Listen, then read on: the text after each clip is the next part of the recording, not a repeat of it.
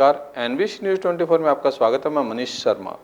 आज बात करते हैं उपेंद्र सिंह जादौन, सहायक अनुभाग अधिकारी सचिवालय में हैं और सचिवालय में कार्य व्यवस्था के नाम पर कर्मचारी और अधिकारी जो लगाए गए हैं उन्हीं के बारे में चर्चा कर रहे हैं कि जो बाहर से अधीनस्थ कर्मचारी लगाए हैं उनको उनसे क्या आपत्ति है। उपेंद्र जी, बहुत बहुत स्वागत है आपका। नमस्कार। बाहर से जो अधीनस्थ कर्मचारी और अधिकारी लगाए गए हैं उनसे आपको क्या आपत्ति है? साहब, पहले तो मैं ये बात बता दूं कि मैं शासन सचिवालय का एक जिम्मेदार कर्मचारी हूं और शासन सचिवालय एक क्लोज कैडर है। इस क्लोज कैडर में यदि हम अधीनस्थ कर्मचारियों को कार्य व्यवस्था के नाम पर यहाँ लगाते हैं तो ये व्यवस्था कार्य व्यवस्था यहाँ नहीं है, क्योंकि डीओपी द्वारा, कार्मिक विभाग द्वारा 1991 में, 93 में एवं 2008 और 2014 में सर्कुलर निकाला गया था, परिपत्र निकाला गया था, जिसमें कार्य व्यवस्था को पूर्णतः प्रतिबंध किया गया है। अब उस आदेश के बावजूद अगर इन लोगों को कार्य व्यवस्था पे यहाँ लगाया गया है तो वो नियम विरुद्ध है। लेकिन उपेंद्र जी, ये काफ़ी सालों से चलता आ रहा है। आज इस बात को लेके आप ऐसे क्यों माहौल बना रखा है कि इनको हटाया जाए? सर, आपने ही एक बात कही कि ये काफ़ी सालों से चला आ रहा है, तो ये तो निरंतरता चली आ रही है सर। हाँ। इसको सर्वप्रथम 1991 में जब परिपत्र जारी हुआ, उसके बाद 93 में जारी हुआ, 2014, 2012 और 2020 में तो सर मैं कहना चाहूँगा कि 5 परिपत्र जारी हो चुके हैं। तो ये मुद्दा तो पुराना है, ऐसा नहीं है कि मैंने नया मुद्दा उठाया है जी। मैं आपसे ये कहना चाह रहा हूँ कि कार्य व्यवस्था को जब कार्मिक विभाग द्वारा ही पूर्णतः प्रतिबंध किया गया और एक फाइंडिंग है उच्च न्यायालय की जोधपुर की जी 2017 की, जिसमें कार्य व्यवस्था क्या है क्वेश्चन मार्क, हमारे माननीय ऑनरेबल जो जज साहब हैं उन्हों के द्वारा ये फाइंडिंग लिखी गई थी। तो जब कार्य व्यवस्था को पूर्णतः प्रतिबंध कर चुके हैं तो कार्य व्यवस्था के तौर पर नियम विरुद्ध इन कर्मचारियों और अधिकारियों को ऐसा क्या लालच है कि यहाँ लगाया गया? ठीक है, हमारी उस समय हमारे जो कार्मिक थे वो कम थे, लेकिन आज के परिदृश्य में देखा जाए तो कार्मिक काफ़ी संख्या में हैं। मैं तो यूँ कहूँगा कि वर्ष 2011 से लेके और 2018 के मध्य लगभग 850 हमारे नए साथी कार्मिक काम कर रहे हैं। तो क्यों ना उनको काम सिखाया जाए और उनको काम करने दिया जाए।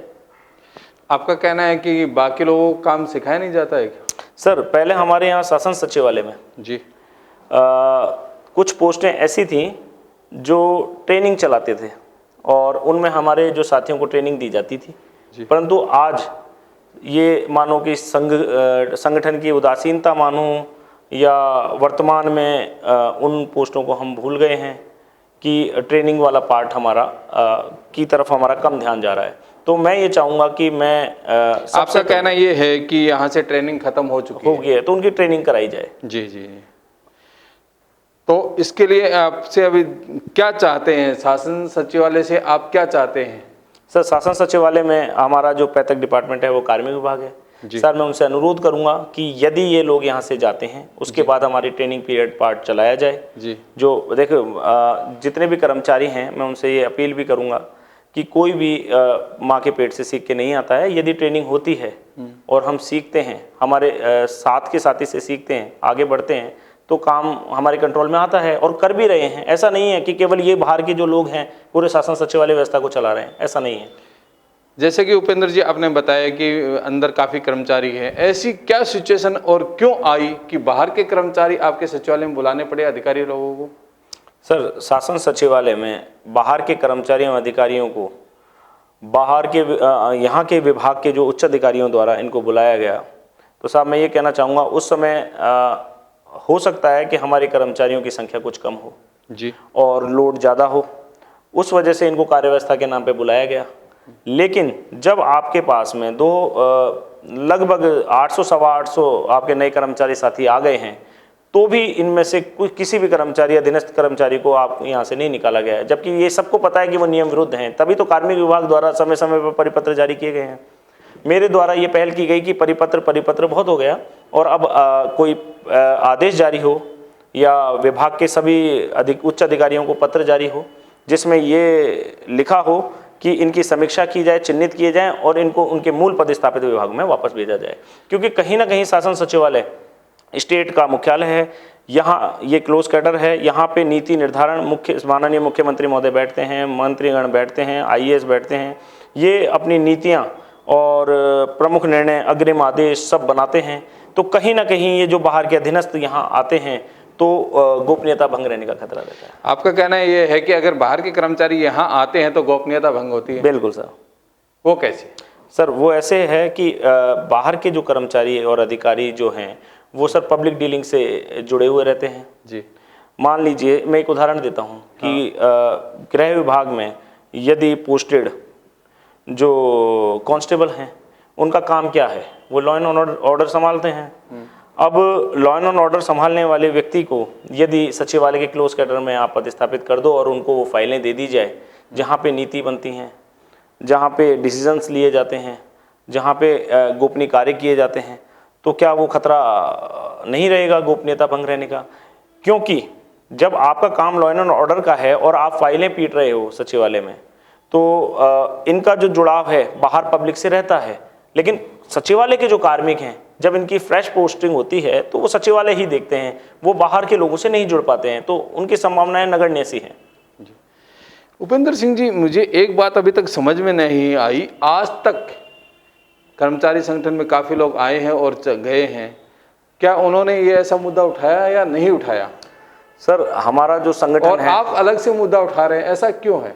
सर मैंने आपको पहले भी बताया कि मैं एक जिम्मेदार कार्मिक हूँ और तो ऐसा पहले क्या जिम्मेदार कार्मिक नहीं थे? हाँ, मैं वही बता रहा हूँ आपको जी कि इससे पहले भी हमारे कर्मचारी जो संगठन हैं उन्होंने संगठन के जो पदाधिकारी थे या अध्यक्ष थे उन्होंने समय समय पर ये मुद्दा उठाया है, जिसकी पुष्टि आपको फाइल में से हो जाएगी, क्योंकि उन्होंने भी अभ्यावेदन दिए हैं, जैसे 2012 में दिया है, 2013 में दिया है, इसका मतलब 2020 में भी दिया है। इसका मतलब आपका कहना है कि मतलब उनकी सुनवाई नहीं होती? सर सुनवाई ऐसा है कि जब कार्मिक विभाग द्वारा परिपत्र जारी कर दिया गया है तो ऑब्वियसली बात है, ये अंडरस्टूड चीज है कि परिपत्र जारी हुआ है तो उसकी पालना सुनिश्चित होगी, प्रत्येक विभाग में होगी और उच्च अधिकारी कराने चाहिए। लेकिन क्यों नहीं होती है? क्यों नहीं होती है कि एक भी अधीनस्थ को बाहर नहीं निकाला गया है, बल्कि परिपत्र जारी होने के बाद में मैं आपको कुछ ऐसे तथ्य आपके पास सामने दे सकता हूं कि कुछ और कार्मिकों को कार्य व्यवस्था के नाम पर वापस लगाया गया है। जैसा कि गृह विभाग में अभी 2 नए कांस्टेबल्स को नियुक्त किया गया है। मैं एक चीज और आपको अवगत करा दूं कि आप जब कार्य व्यवस्था पे इन कार्मिकों को यहाँ लाते हो तो एज ए असिस्टेंट के रूप में काम में ले सकते हो, लेकिन जब आप ये सोचो, आप देखेंगे कि कार्य व्यवस्था के नाम पर आए हुए ये कर्मचारी अधिकारियों को कार्य आवंटन कर दिया गया है, ये फाइलों पत्रावलियों पर साइन करते हैं, पूरी फाइल को पढ़ते हैं, तो ये कहीं ना कहीं सचिवालय के अधिकारी और कर्मचारियों के हित पर कुठाराघात है। उपेंद्र सिंह जी, जैसे आप कह रहे हैं हम अधीनस्थ कर्मचारी को यहाँ से हटाएंगे और काम में लगे हुए भी हैं, अभी तक आपको यहाँ कहाँ तक सफलता मिल चुकी है कि आप ये काम कर सकें? सर मैं आपसे कहना चाहूँगा कि मेरे द्वारा माननीय मुख्य सचिव महोदय को ज्ञापन दिया गया, जिसमें उन्होंने मेरे अभ्यावेदन पर एक निर्देश दिए डीओपी सेक्रेटरी साहब को। उसमें लिखा उन्होंने कि we may examine this issue and take action. उसके बाद में सर पत्रावली को प्रमुख शासन सचिव कार्मिक विभाग द्वारा मुझे आश्वासन भी दिया कि हम इस पर तुरंत कार्रवाई करेंगे, और उसकी कार्रवाई का ये निर्णय रहा कि 28/12/2020 को एक आदेश निकाला है, जो कि परिपत्र से आदेश तक की कहानी मेरे प्रयासों को रंग लाई है। अब जल्दी ही ये कर्मचारी सचिवालय से बाहर होंगे। उपेंद्र सिंह जी, आश्वासन तो इससे पहले भी कई बार मिल चुके हैं। बहुत से कर्मचारी जो कर्मचारी संगठन के लोग वो भी कह रहे थे कि हमें आश्वासन मिल चुका है। क्या आपको आश्वासन ही मिलेगा या काम होगा? सर अभी तक मैं आपसे ये कहना चाहूँगा, इससे पहले जो प्रयास किए गए वो भी अपने आप में ठीक थे, लेकिन आज मैं ये कहता हूँ कि कार्मिक विभाग द्वारा मैं प्रमुख शासन सचिव महोदय और मुख्य सचिव महोदय को मैं आभार व्यक्त करूंगा कि उन्होंने परिपत्र से हटकर एक आदेश निकाला है कि जो सचिवालय के विभिन्न विभाग हैं उनके जो प्रमुख हैं आईएएस हैं, उनके नाम व्यक्तिगत लेटर लिखे हैं कि इनको इन पर परीक्षण करते हुए इनको चिन्हित किया जाए और इस पर कार्रवाई करके और मुझे अवगत कराएं। तो सर ये अपने आप में एक बड़ी पहल है। जी सर।